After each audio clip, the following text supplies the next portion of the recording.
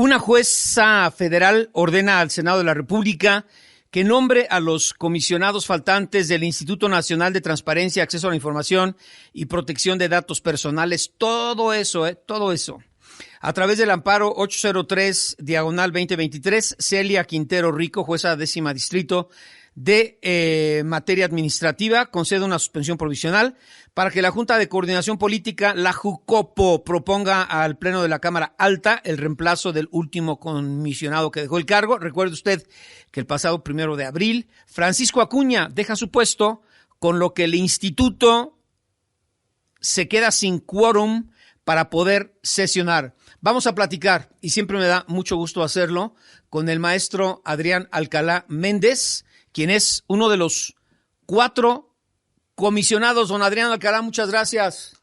Don Oscar Mario, muy buenos días. Qué gusto saludarlo igualmente. Ya, como el cuento de Disney, ya quedan 4, ¿no? ¿Qué pasó? Así es, de los 7 que había. A ver, ¿dónde estamos y qué sigue, Pues ahorita estamos igualmente, como lo narraban pues para entrar, ¿no? en el antecedente, hay 2 amparos concedidos. Uno, en donde, no, dos amparos concedidos, corrijo, suspensiones, que dentro de un juicio de amparo se compone de 2 asuntos. La suspensión, que tiene por objeto mantener las cosas en el estado en que se encuentran hasta en tanto se resuelva en definitiva, es decir, como aquel juego de Los Encantados. Entonces lo mantengo así en el estatus en que se encuentra hasta en tanto se resuelve el fondo del asunto. Ahí al respecto, la jueza de distrito que conoce de los asuntos ya le ordenó al Senado de la República que designe a los 3 comisionados que hacen falta, las 3 vacantes. Ya le remitió durante esta semana una suspensión. ¿Para qué? Para que designe a los 3 comisionados a las vacantes. Por otra parte, nosotros, como lo hemos comentado el martes de esta semana, presentamos el recurso que hablábamos la última vez que tuve la oportunidad de platicar con usted y con su audiencia. Hablábamos de un recurso de reclamación, ya lo presentamos ante la Suprema Corte, estamos en espera de que se turne a la ministra o ministro correspondiente y que presente el proyecto. Esto sucederá en las próximas semanas.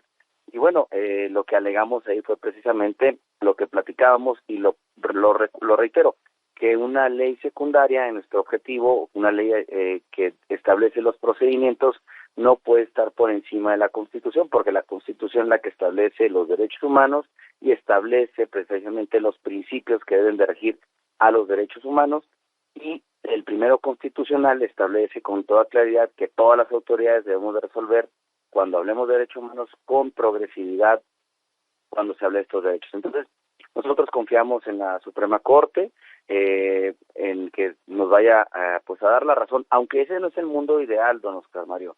El mundo ideal es que el Senado de la República designe a los comisionados e integre el pleno de 7, porque así es el modelo constitucional. Y por cierto, hoy cumplimos 8 años, este 5 de mayo, de que se promulgó la Ley General de Transparencia, Acceso a la Información y Acceso a la Información, en donde le da vida al Instituto Nacional de Transparencia, le da vida al Sistema Nacional de Transparencia y establece precisamente todos los procedimientos en todo el país que deben ser homogéneos, estandarizados, y eso no es un tema pues muy importante esta fecha para nosotros.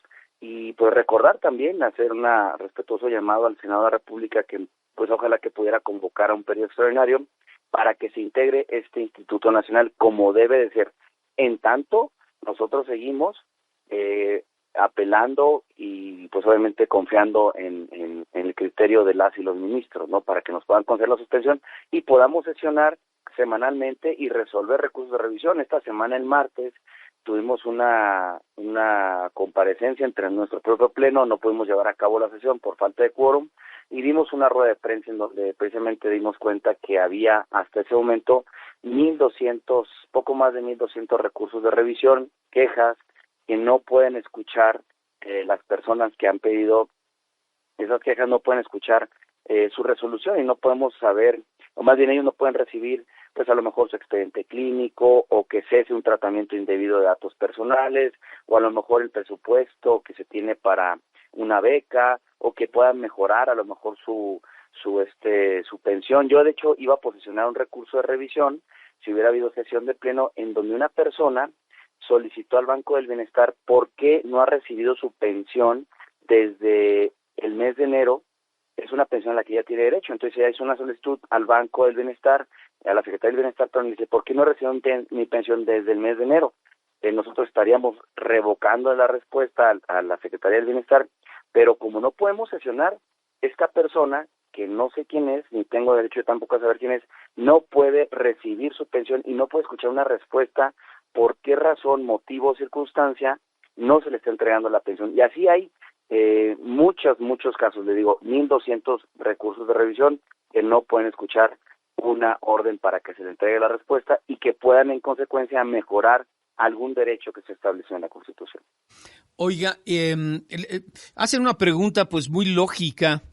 Dice, ¿cómo funciona en otros países? ¿Cómo funciona la ley en otros países? ¿Cómo es que el Senado tiene pues la capacidad, el poder de ignorar la orden de una jueza federal? ¿Cómo funciona eso? A nivel internacional hay modelos diferentes, don Oscar María. Hay modelos en donde es una sola persona, es decir, es unipersonal el órgano garante. En otras instituciones, por ejemplo, como Chile, funcionan con 5 consejeras o consejeros.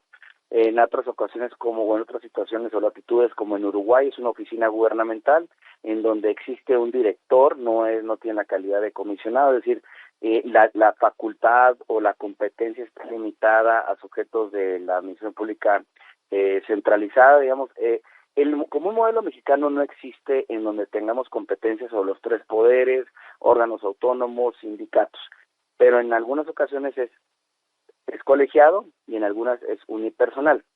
Respecto a la segunda pregunta, la ley de amparo, en mi opinión, es muy clara. Todas las autoridades debemos de acatar los mandatos de un juez de distrito. Esa es la naturaleza y esencia de la ley de amparo.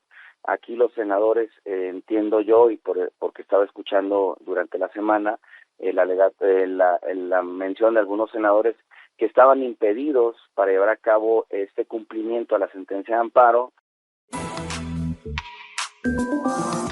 Bueno, regreso a platicar y siempre gracias con el maestro Adrián Alcalá. Él es comisionado, pues uno de los 4 que quedan, del INAI. Pero a manera de resumen, si usted nos acaba de sintonizar, porque luego la guillotina, pues provoca todo esto. En fin, bueno, rápidamente, una juez federal ordena al Senado que nombre a los comisionados faltantes del INAI. Es la jueza Cecilia Quintero Rico. Le dice a la Jucopo, propon al Pleno de la Cámara de Senadores el reemplazo del último comisionado que dejó el cargo, que sería el de Francisco Acuña. Pero bueno, le pregunto al señor comisionado Alcalá Méndez, la única, y al Senado le da igual, ni caso le hacen. Entonces, la única instancia que puede obligar a que integrantes del Poder Legislativo, le hace diputados y senadores, cumplan una orden o sentencia de un miembro o integrante del Poder Judicial, le hace jueza, juez, magistrado o magistrada. La única instancia que vale finalmente es lo que dicte la Suprema Corte, le hace ministros o ministras, señor comisionado. No, la ley de amparo establece y obliga a cualquier autoridad administrativa, laboral, legislativa a cumplir las resoluciones. Nosotros somos respetuosos en nuestra materia, obviamente, esa situación, y comentaba precisamente antes de irnos a corte que yo escuché algunos, seguramente muchas gentes que nos están haciendo el favor de seguir esta transmisión, también que varios senadores han comentado sobre el impedimento para llevar a cabo esta designación y este cumplimiento, porque están ahorita en periodo de receso. Eso quedará a valoración, obviamente, de la jueza de distrito.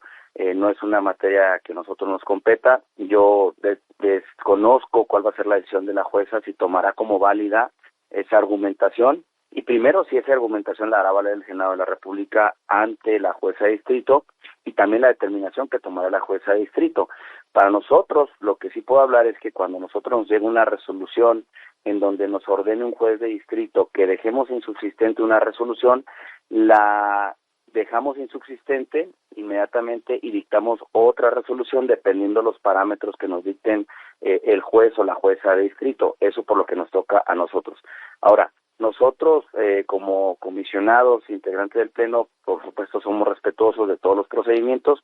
En lo que nos toca a nosotros, reitero, estamos pues resolviendo los recursos de revisión, estamos tramitando los recursos de revisión. Ahorita le hablaba de un caso de una persona que pidió una solicitud de información al a la Secretaría del Bienestar, y que esa persona pues obviamente no puede ahorita ejercer un derecho pues a un derecho económico, que es el de recibir una pensión a la que tiene derecho según la propia Constitución, porque la pensión es universal.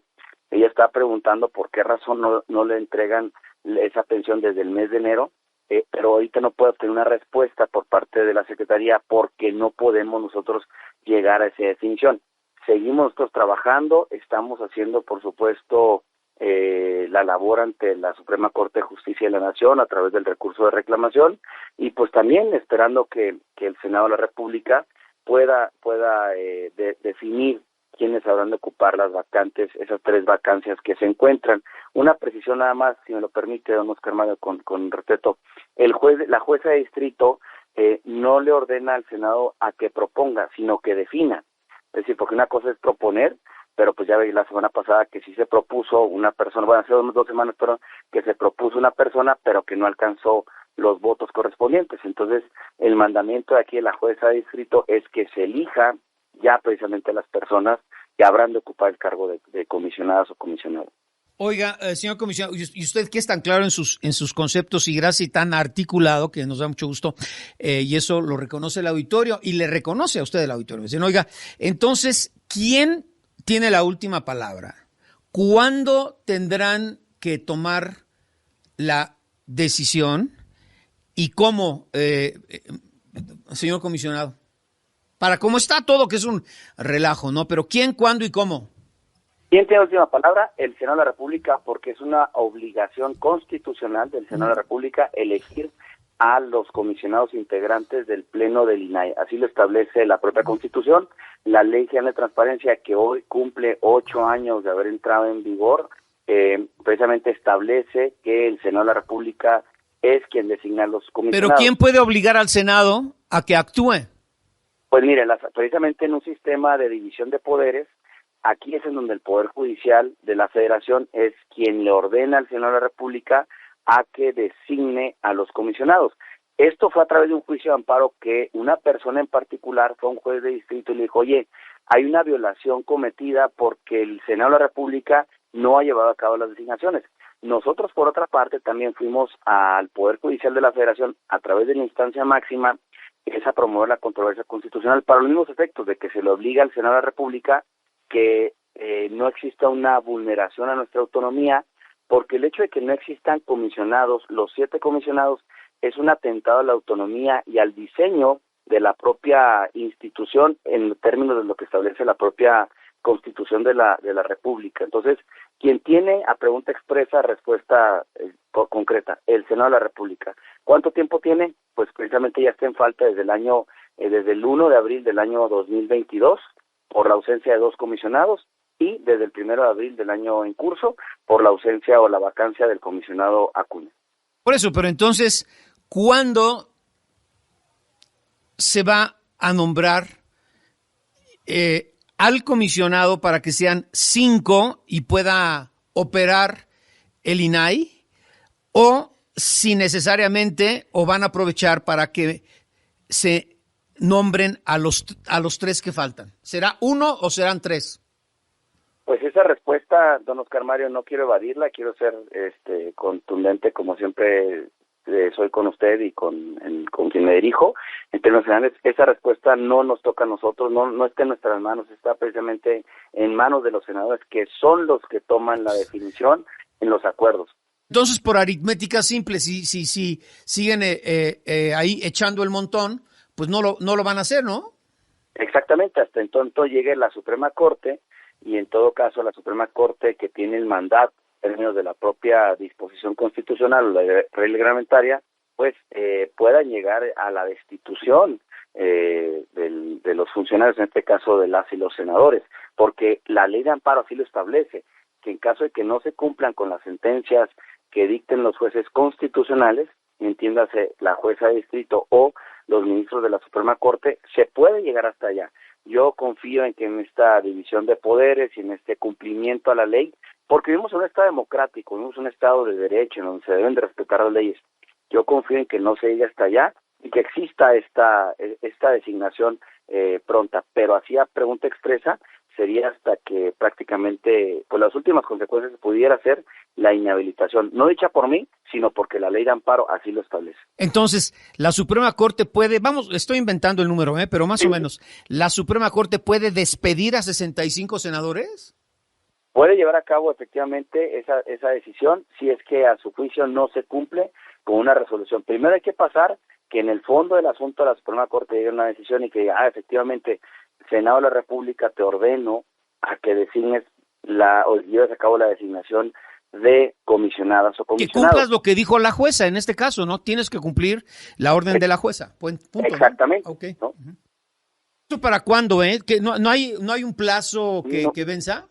Lamentablemente no hay un plazo. En la ley de amparo se establece que las sentencias de amparo, en este caso de la jueza de distrito, que es una sentencia o es una resolución que concede la suspensión, como lo había comentado, establecen plazos de 48 horas, que en este caso le dieron 3 días al Senado de la República para que llevara a cabo el nombramiento. Si no obstante ello, y es gradual, es decir, los apercibimientos son graduales. Hay apercibimientos y hay imposiciones de multas. Entonces, el juez de distrito es el que va midiendo y graduando y considerando la omisión, qué tan grave es la omisión, para ir imponiendo quizá una sanción un poco más alta, un apercibimiento un poco más alto a lo que ya en una primera instancia le dijo. En este caso en particular, si mal no recuerdo, los apercibió con una multa de 10,000 pesos si no se llevaba a cabo la designación. Y esa sanción económica puede ir incrementándose, pero es a juicio de la propia juzgadora, no es a juicio de nosotros como comisionados. Y entonces ella puede ir graduando hasta apercibimientos, incluso llegar, como lo digo, así lo establece la propia ley, a turnar el expediente a la Suprema Corte de Justicia por el desacato al cumplimiento, y es la Suprema Corte de Justicia de la Nación quien tendría la última decisión, cómo procedería para asegurar el cumplimiento de esa sentencia. La ley, repito, de amparo establece una graduación en cuanto a medidas de apremio, y porque precisamente las sentencias de amparo se tienen que asegurar que se cumplan. Entonces, tenemos un minutito y gracias, señor comisionado. Siempre me da mucho gusto platicar con usted. A ver, eventualmente, en la práctica, como sabemos cómo funcionan en este país las cosas, eventualmente la Corte va a obligar a que se cumpla la orden de la jueza. Y número 2, ¿el INAI desaparece o no desaparece? Eventualmente sí. Y el INAI no desaparece. Muy bien. Confiamos en que no desaparezca. Es una institución del Estado mexicano que da vida y funcionalidad y además fortaleza al sistema democrático mexicano, y es un instrumento que lo necesitamos todas y todos sin distinción alguna, porque todos tenemos el derecho de saber la cosa pública y sobre todo tener la verdad de lo que sucede en las instancias públicas. Usted está muy optimista para antes del periodo ordinario que concluyera. ¿Para cuándo cree que esto se resuelva? De una fecha, pues. Yo creo que antes del mes de julio se podrá estar definiendo. Sí, soy muy optimista, me gusta ser optimista en mi vida. Confío en las instituciones, confío en las personas que son parte de las instituciones y quienes dirigen las instituciones. Yo creo que para el mes de julio ya tendríamos alguna definición en cuanto a la suspensión solicitada ante la Suprema Corte por parte de nosotros, en cuanto a la definición por parte de la jueza de distrito, es decir, al Senado de la República cumpliendo esta sentencia o esta resolución. Si eres cliente Chedraui, tus